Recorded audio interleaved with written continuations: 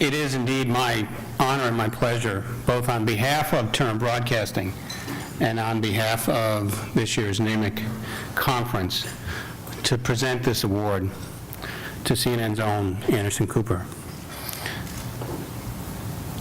I can't think of a more fitting award for him to win, as he now stands as the new face of news and a modern image of the broadcast news anchor.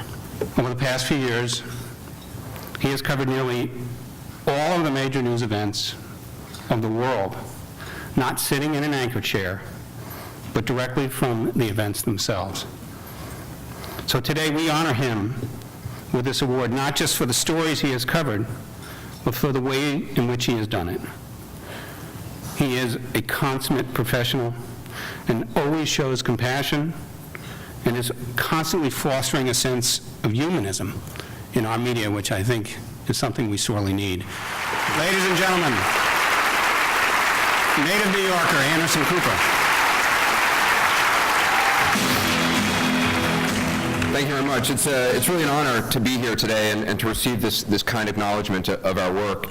To be honest, it's a little odd for me to be up here today. The truth is I never actually set out to be a television news anchor. I'm always kind of rather suspicious of people who tell me that that's what they did set out to be. It's kind of like kids who tell me they want to be politicians. I think you should be a real person before you become a fake one. It's frustrating in a way, I think, that we need to have awards like this, that we need to acknowledge people for being inclusive, for being accurate, for illuminating the causes and concerns of people of color. More than 20 years ago, Congressman Leland worked for responsible and realistic television programming, trying to get broadcasters to air shows with characters accurately portraying the diversity of American life. It is frustrating, to say the least, that battle still has to continue. NAMIC is working effectively to get equity and inclusion in the workplace. Diversity in front of the cameras, in the newsrooms, in the boardrooms where decisions are made is crucial. We all know that. It's interesting to me, people look back at news as it was when I was a kid, when I was watching news growing up in the late 60s, early 70s, and remember some golden age of broadcasting. But the truth is there was no gold in those newsrooms, there was no black, there was no brown, there was only white.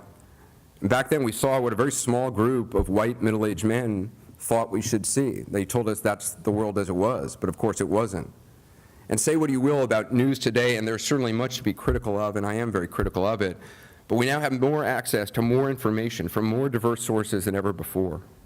Newsrooms still have a long way to go. There's not enough diversity. We all know that. It's why the work of NAMIC is so important. It shouldn't be just NAMIC's responsibility, however. It's the responsibility of each and every one of us in this business.